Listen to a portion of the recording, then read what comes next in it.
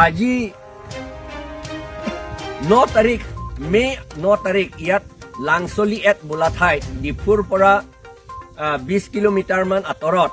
আমি APHLC সকলে public meeting কৰিবলৈ বিচাৰিছিলো আৰু এই মিটিংটো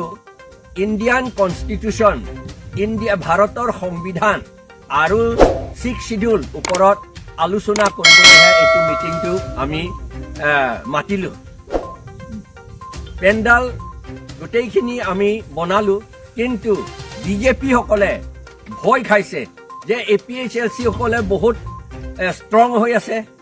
শক্তিশালী হৈ আছে আৰু বিজেপি সকলে বিজেপি এৰি পেলাই সব APHLC লৈ জয়েন কৰিছে সেইকাৰণে বিজেপি সকলে ভয়তে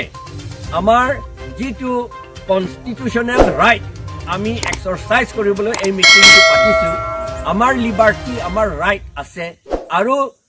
আসাম পুলিচ এক্ট সেকশন 47 আৰু 48 তটো লিখা আছে যে আমাক লিবাৰ্টি এক্সাৰসাইজ কৰিবলৈ আমাৰ হিউম্যান ৰাইটস আৰু ৰাইটস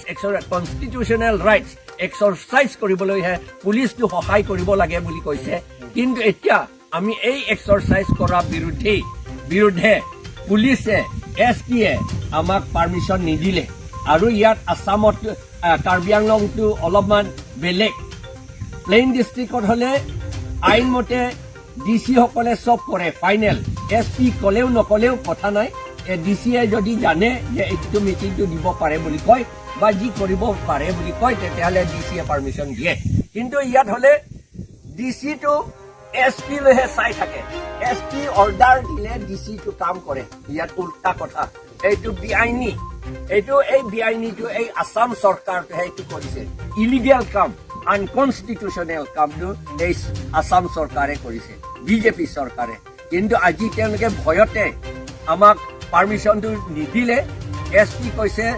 10 দিনৰ পাছত তেওঁ যি হলেও পাৰমিশন দিম বুলি কৈছে তেওঁ আজি নিদিয়াটো কাৰণটো দেখুৱাইছে তেওঁ হাঁহিবলগীয়া কথা এইটো মণিপুৰত কিবা গণ্ডগোল হৈছে বোলে সেইকাৰণে ইয়াত পাৰমিশন নিদিয়ে এইটো মণিপুৰ ইমান দূৰ আৰু এইটো ইয়াত কথা নে কাৰ্বি আংলংটো পিছফুল আৰু এইটো পিছফুল আৰু সুপাৰ ষ্টেট বুলি আমাৰ চিফ মিনিষ্টাৰো কৈছিলে